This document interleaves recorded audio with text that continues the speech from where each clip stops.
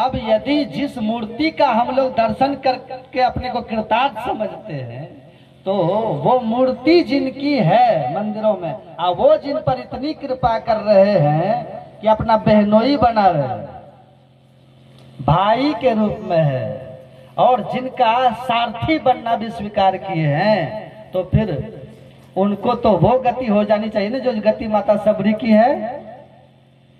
समझ रहे हैं बात? सबरी कहाँ गई? तजी जोग पावक दे हरिपद लीन भई जहाँ नहीं फिरे। जहां जाकर के, अब नरक की बात कौन कहे, स्वर्ग की बात कौन कहे, या नरक की बात तो छोड़िए, सबरी माता वहां गई है। सबरी माता वहां गई है जहां जाकर के जन्म मृत्यु ही नहीं है, तो फिर स्वर्ग की बात कहां से आएगी? आप कल्पना करिए, उस स्थान पर माता सबरी गई है। क्यों गई है माता सबरी?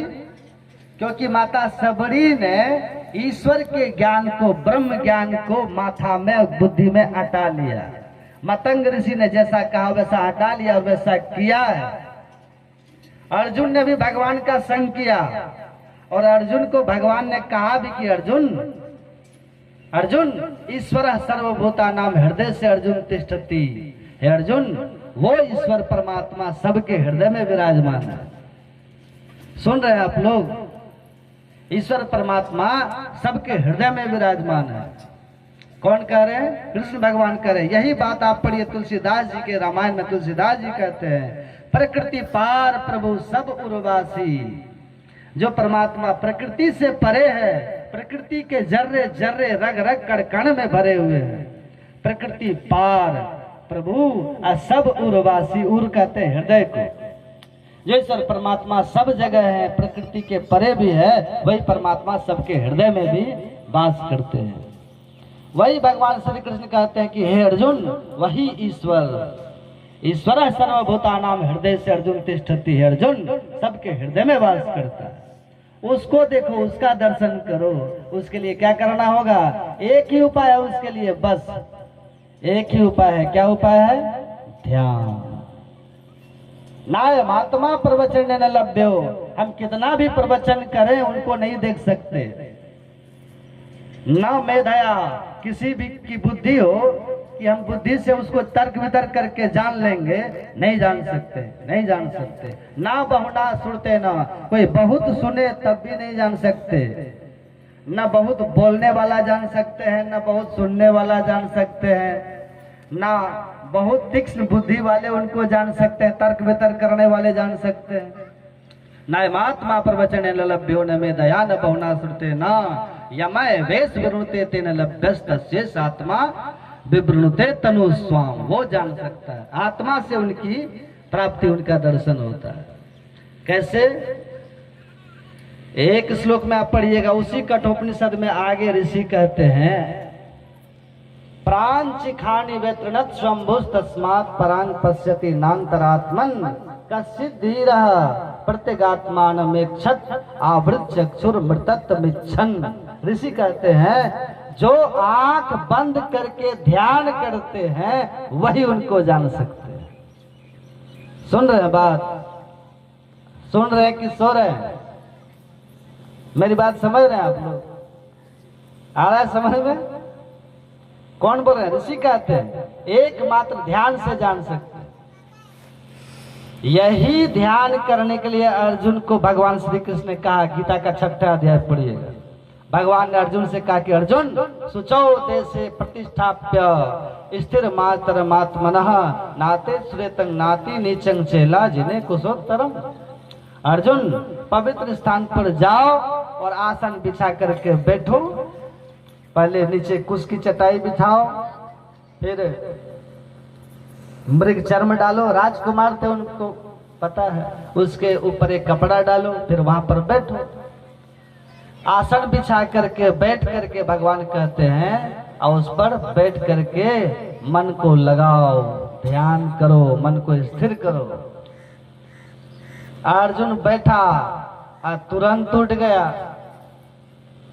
आगे अर्जुन कहता है कि हे प्रभु, चल जलम ही मना कृष्ण परमार्थि बलवत दृढ़ तस्याहम निग्रहम मन्ये वायु रिव सुदुष्करम। हे श्री कृष्ण, इस मन को स्थिर करना, मन को ध्यान में लगाना बड़ा कठिन है, क्योंकि मन बड़ा चंचल है, बड़ा बलशाली है ये मन, ये प्रमथन स्वभाव वाला है। और हे श्री कृष्ण, जैसे कोई हवा को, कोई वायु को मुट्ठी में नहीं पकड़ सकता, नहीं बांध सकता, ऐसे कोई मन को बस नहीं कर सकता। हार गया मन से अर्जुन और नहीं किया ध्यान।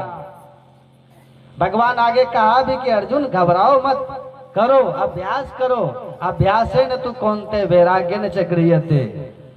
अभ्यास करो और वैराग्य पूर्वक अभ्यास करो, हो जाएगा। यही काम अर्जुन ने नहीं किया। हमारे गुरु महाराज जी कहते हैं पदावली में, हमारे गुरु महाराज जी कहते हैं ध्यान भजन हीन, जो ध्यान नहीं करेंगे, ध्यान से जो हीन है, ध्यान भजन हीन लही हो न प्रभु धन, को कहा भय सुभक्त पढ़ी गई मात्र मन। जो ध्यान नहीं करेंगे तो कभी भी ईश्वर का दर्शन नहीं कर सकते। अर्जुन ने वही काम नहीं किया। अब माता सबरी, देखिए नवधा भक्ति का उपदेश भगवान ने जो किया है, भगवान ने किया ना। अब भगवान क्या बोल दिए? भगवान ने कहा सकल प्रकार भक्ति दृढ़ तोरे। हे सबरी, तुम्हारे पास सब प्रकार की भक्ति है, और उसी में जो छठी सातवीं भक्ति है ना, यही छठी सातवीं भक्ति दृष्टि योग और नादानुसंधान है। ये बिंदु ध्यान, नाद ध्यान, ज्योति ध्यान, नाद ध्यान, ब्रह्म ज्योति का ध्यान और ब्रह्मनाद का ध्यान, छठी सातवीं भक्ति, जिसका उपदेश श्री कृष्ण भगवान ने अर्जुन को किया है। वो सबरी ने कर लिया, उनको वो पद मिल गया। जो करते हैं ना उनको मिलता है। अब आप कहिए कि बाबा ध्यान करने से ईश्वर कैसे मिलते हैं, क्यों मिलते हैं? सुनिएगा ध्यान से, बस अब थोड़ा सा कहेंगे। ध्यान करने से ईश्वर का दर्शन क्यों होगा? कारण क्या है? जल चढ़ाने से क्यों नहीं होगा? गंगा स्नान करने से क्यों नहीं होगा? तीर्थों में जाने से क्यों नहीं होगा? कहिए तपस्या करने से क्यों नहीं होगा? दान करने से दर्शन ईश्वर का क्यों नहीं होगा? ध्यान करने से ही दर्शन क्यों? कारण क्या है? तो अब सुनिए, ध्यान से सुनिए। मैंने पहले कहा ना, ईश्वर का दर्शन उनको होता है जिनको पहले अपना दर्शन होता है। ये सूत्र है, सूत्र को याद रखिएगा। ये सूत्र है, जो कोई रूह अपनी देखा असो साहब को देखा। जो अपनी आत्मा को देखते हैं पहले वही ईश्वर को देखते हैं। ये सूत्र है।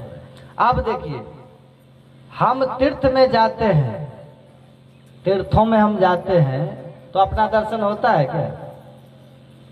गंगा स्नान करते अपना दर्शन होता है? कहिए। आप दान करते रहिए जीवन भर, अपना दर्शन होगा? आप कर्ण की तरह दानी हो जाइए, दर्शन होगा? नहीं होगा। आप बड़े से बड़े दानी हो जाइए, अपना दर्शन होता है? नहीं होता। आप बहुत परोपकार का काम करिए, अपना दर्शन होता है? स्कूल बनवाइए, दर्शन होगा? हॉस्पिटल खोलिए, दर्शन होगा? गौशाला चलाइए, दर्शन होगा? मंदिर बनवाइए, क्यों नहीं होगा? हम हॉस्पिटल बनाएंगे तब भी इंद्रियों के संग में है। हम मतलब कौन? आत्मा, जीव। आप और हम जो जीवात्मा है ना, ये जब अकेले में रहेंगे तब ईश्वर का दर्शन होगा। अभी अकेले नहीं है। अभी क्या है? अभी हम इंद्रियों के संग में है। समझ रहे हैं बात? अभी हम इंद्रियों के साथ में जीव हो गया है।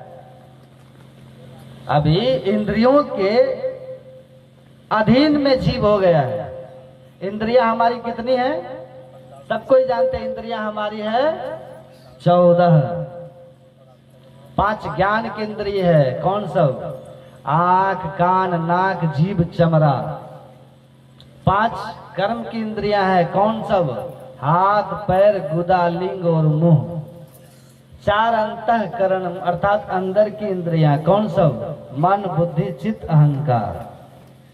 ये 14 जो इंद्रियां हैं, इन 14 इंद्रियों के अंदर हो गया है ये जीव, बस में हो गया है ये जीव। और जब तक 14 इंद्रियों के साथ में रहेंगे तब तक जो ज्ञान होगा ना वो माया का ज्ञान होगा। समझ रहे हैं बात? जैसे आप दीपक जला दीजिए, दीपक या एक मोमबत्ती आप जलाइए, अब मोमबत्ती के चारों तरफ आप लाल रंग, हरा रंग का प्लास्टिक लगा दीजिए, हरा रंग का शीशा लगा दीजिए आप, तो बाहर कैसी रोशनी निकलेगी? हरा हरा निकलेगी ना। आप उसी मोमबत्ती के चारों तरफ से पीला शीशा लगा दीजिए, तब कैसा रंग निकलेगा? पीला निकलेगा।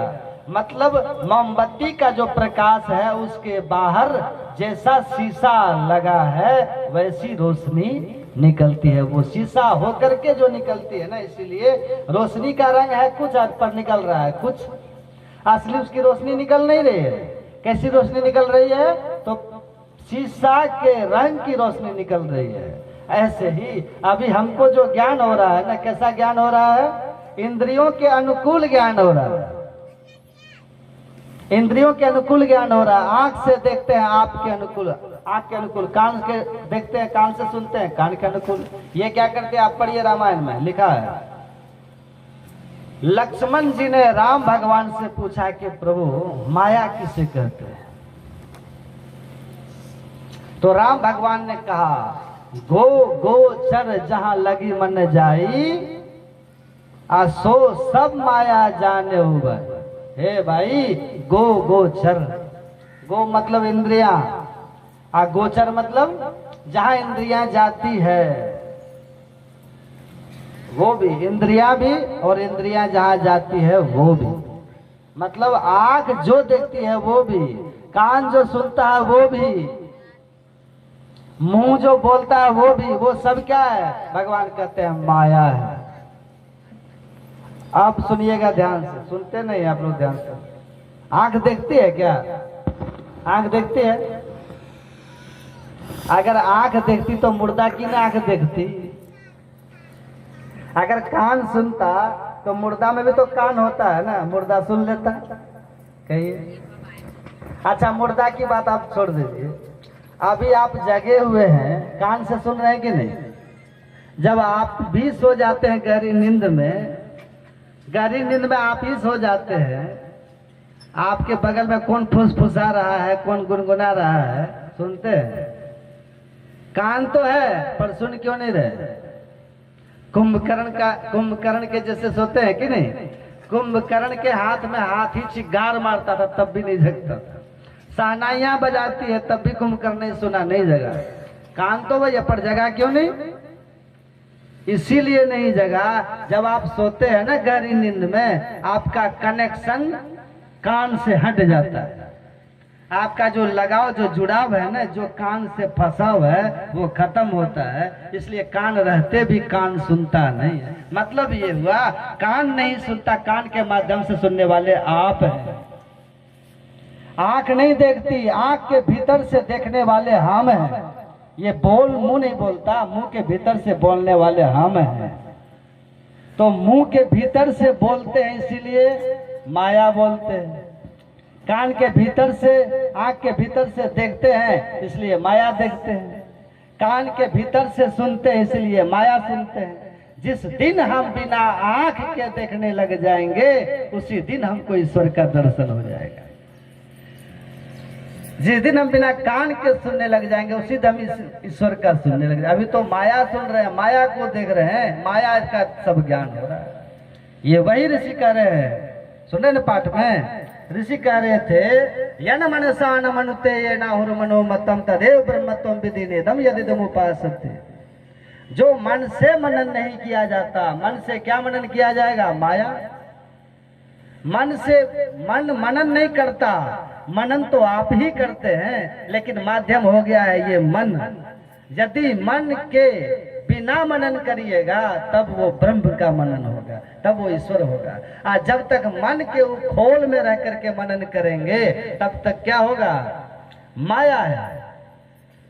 अब आप सुनिएगा ध्यान से, जब मन से ही ब्रह्म का चिंतन नहीं होगा तो आंख से ब्रह्म दिखेगा? ये भाव कहने का। ऋषि वही कहते हैं, जो मन से मनन नहीं किया जाता तो आंख से कैसे दिखेगा, कान से कैसे सुनेगा, क्योंकि इंद्रियों का राजा है मन। जब राजे को नहीं दिखता तो फिर प्रजा को कहां दिखेगा। इंद्रिया नाम मनोनाथ हो मनोनाथस्तु मारुता, इंद्रियों का स्वामी है मन। मन से नहीं जाना जाता तो फिर इंद्रियों से कैसे जाना जाएगा। सुन रहे हैं बात, सुन रहे हैं, सब सो रहे हैं, इसलिए हम बोल रहे हैं आपको सुलाने के लिए, लोरी सुनाते हैं। कई कई सो रहे हैं, समझिए। इसी बात को बुद्धि में जो बैठा लेगा ना, इसी ज्ञान को जो ठीक से बुद्धि में बैठा लेगा, वो कभी 84 लाख में नहीं जाएगा। वो जब भी बनेगा तो मनुष्य ही बनेगा, क्योंकि इस ज्ञान को संभालने की शक्ति अन्य किसी योनियों में नहीं है। आत्मा से जानना तो अंतिम में है। इसी जन्म में अभी आप इतना बढ़िया से सत्संग करिए, इतना बढ़िया से सुनिए, इतना बढ़िया से स्वाध्याय करिए कि ईश्वर के प्योर ज्ञान को, ईश्वर के शुद्ध ज्ञान को अपनी बुद्धि में बैठा लीजिए। वही आपको 84 में नहीं जाने देगा। वही ऋषि करे, अगर इसी जन्म में जान लिया तब तो ठीक है, नहीं तो भारी हानि, मतलब 84 में चले जाएंगे। ठीक से समझ लीजिए, ये इंद्रियों से नहीं जाना जाता। इसीलिए राम भगवान से हनुमान जी ने पूछा था कि प्रभु मैं आपको कैसे जान सकता हूं, मैं आपको कैसे जान सकता हूं, और आप हैं क्या, आप कौन हैं। कभी हनुमान जी से राम ने पूछा था कि तुम कौन हो, आज हनुमान जी पूछते कि आप कौन हैं। आज हनुमान जी पूछ रहे हैं आप कौन है, आप बताइए। भगवान खड़े हैं सामने, हनुमान जी पूछते आप कौन हैं, तब भगवान देखिए कितना सुंदर कहते हैं। भगवान कहते हैं आशब्द मस्पर्श मरूप मव्यंग तथा रसंग नित्य मगंधवच्यत अनाम गोत्रम मम रूप मिदृश्यम भजस्व नित्यम पवनात्म जातिहन। हे पवन तनय, मैं रूप नहीं हूँ, मैं शब्द नहीं हूँ, मैं गंध नहीं हूँ, मैं स्पर्श नहीं हूँ। भगवान कह रहे हैं मैं रस नहीं हूँ। भगवान कहते हैं आनाम गोत्रम, मेरा कोई नाम नहीं है, मेरा कोई गोत्र नहीं है। मैं जो हूँ, मतलब मैं क्या हूँ। भगवान कहते हैं मैं रूप रहित हूँ, मैं शब्द रहित हूँ, मैं गंध रहित हूँ, मैं रस रहित हूँ, मैं नाम रहित हूँ, मैं गोत्र रहित हूँ, मैं माता पिता रहित हूँ। नातिसु, गुरु नानक देव कहते हैं नातिसु मात पिता सुत बंधप, नातिसु कामन नारी, अकुल निरंजना पर परम परु सगली ज्योति तुम्हारी। अकुल, भगवान कहते हैं वो मैं नाम हूँ, मैं, मेरा कोई नाम नहीं है, मेरा कोई गोत्र नहीं है, मेरी कोई जाति नहीं है, मैं वो जो हूँ वही हूं मैं। हे पवन तनय हनुमान, तुम मेरे उसी रूप का भजन करो, इससे तुम्हारा कल्याण होगा। यही बात अर्जुन को भगवान श्री कृष्ण ने कहा था गीता में। भगवान कहते हैं अव्यक्त व्यक्ति मापन्नम मन्नन्ते माम बुद्धयः परम भाव मजानन्तु ममाव्यय ममुत्तमम। मूर्ख लोग मुझे व्यक्त समझता है, मतलब शरीर वाला समझता है, मूर्ख लोग ऐसा समझता है। इसलिए भगवान जिसके लिए कहते हैं ऐसे के सामने अर्जुन खड़े हैं, कृष्ण के सामने अर्जुन खड़े हैं, और भगवान ने कहा सारथी भी बनते हैं भगवान का, तब भी उस रूप को नहीं जान सका जिसके लिए भगवान कहते हैं। जिसको माता सबरी ने जाना, जिसको कबीर ने जाना, जिसको तुलसीदास ने जाना है, जिसको सूरदास जी ने जाना है, इन संतों ने जिस तत्व को जाना है उसको नहीं जान सके। क्यों? भगवान कहते हैं अव्यक्त व्यक्ति मापन्नम मन्नन्ते माम बुद्धयः परम भाव मजानन्तु ममाप्यमनुत्तमम। हे अर्जुन, मूर्ख लोग मुझे व्यक्त समझता है, मैं वास्तव में अव्यक्त। अव्यक्त मतलब वही जो राम भगवान कहते हैं हनुमान से, एक ही बात सब कहते हैं। वो इंद्रियों की पकड़ में नहीं आता। आंख से पकड़िएगा तो रूप होगा, भगवान कहते मैं अरूपम, मैं रूप रहित हूँ। कान से पकड़िएगा तो शब्द होगा, भगवान कहते हैं अशब्द, मैं शब्द नहीं हूँ। नाक से पकड़िएगा तो गंध है, भगवान कहते हैं अवगंध, गंध नहीं है। मतलब ये हुआ, भगवान ये कहना चाहते हैं कि पहले सभी इंद्रियों से निकल जाइए। यही काम होता है ध्यान से। सुन रहे हैं बात? ये काम तीर्थ में जाने से नहीं होगा, ये काम ध्यान, ये काम दान करने से नहीं होगा, ये काम बाहरी पूजा पाठ से नहीं होगा, फल फूल चढ़ाने से नहीं होगा। हाँ, फल फूल चढ़ाने की मनाही नहीं है, जल चढ़ाने की मनाही नहीं है, करिए, श्रद्धा प्रेम से करिए, लाभ मिलता है। लेकिन उससे न तो अपना दर्शन होगा न तो ईश्वर का दर्शन होगा। अपना दर्शन करने के लिए ध्यान करना पड़ेगा, क्योंकि ध्यान करेंगे तो सभी इंद्रियों से छूटेंगे, और जब इंद्रियों से छूटेंगे अपना ज्ञान जैसे ईश्वर का ज्ञान, इसी ज्ञान को बुद्धि में ठीक से बैठा लीजिए। यही ज्ञान जिसके पास हो जाता है, इसी जन्म में वो फिर मरेगा जन्मेगा पर मनुष्य ही बनेगा। और तब तक मनुष्य बनेगा जब तक कि वो आत्मा से नहीं जान लेता है। जो भगवान ने बनाया था 5 तत्वों का जगत के कल्याण के लिए, उस शरीर में उनकी दृष्टि अटकी थी। वो शरीर अयोध्या से चला गया जंगल, तो वियोग हो गया। वाल्मीकि की नजर होती ना तो उनको राम के बन जाने या आने से कहीं कोई फर्क पड़ने वाला नहीं होता। तो आत्म दृष्टि प्राप्त कर लेना ही कल्याण का मार्ग है, और नहीं तो दशरथ जैसे भगवान के बाप बनने का भी सौभाग्य मिल जाने पर दुख छूटने वाला नहीं है। तो अनंत राम को पहचानो, अनंत ईश्वर को पहचानो, राम स्वरूप तुम्हार वचन अगोचर बुद्धि पर अविगत अकथा पार। इसीलिए कहा कि सच्चे सदगुरु मिलते हैं तो समाधि की साधन बताते हैं, ध्यान की साधना बताते हैं, जिससे माइक आवरणों का उद्भेदन हो करके आत्म दृष्टि मिल जाएगी। फिर आपको परमात्मा ढूंढना शेष नहीं रह जाएगा, परमात्मा के लिए कहीं आना जाना नहीं रह जाएगा। आपकी वो नजर होगी जहां जिसमें देखो सब घट से आत्मा सब ही से न्यारी हो। सदगुरु भेद बताया खोली परम की वाड़ी हो। सदगुरु भेद बता देते हैं, साधन करके आत्म दृष्टि होती है, ईश्वर कण कण में नजर आने लगती है और इस संसार को भर के अनंत हो जाते हैं। और ऐसे ईश्वर से आप एक मेक हो जाते हैं, फिर संसार में आपका जन्म मरण नहीं होता है। कबीर से सेवेदास को दूजा कोई नहीं। दादू दयाल कहते हैं, उसी से मेरा मन उसी में रम गया है। किस में रमा मेरा मन? जो सब में समा करके सबसे परे हो करके है। दादू एके रंग रंग लागा तामे रहा समाय। जो एक ही सबके अंदर रंगा हुआ रमा हुआ है, सब में रमा हुआ वो जो अनंत राम है, दादू कहते उसमें मेरा मन लग गया है। अब उसी में समा गया हूँ, जन्म मरण सारे दुख से मुक्त हो गया। तो गुरु महाराज की बड़ी कृपा है, जो भक्ति का सबसे जो मूल सिद्धांत है, ईश्वर पाकर दुख से छूटना, उस ईश्वर को पाना जो कण कण में समाया हुआ अनंत है, उसकी भक्ति और साधना हम लोगों को ज्ञात है। तो बैठ करके अब कीजिएगा तो वो ईश्वर एक दिन मिल जाएंगे, दुख छूट जाएगा। बोलिए श्री सद्गुरु महाराज।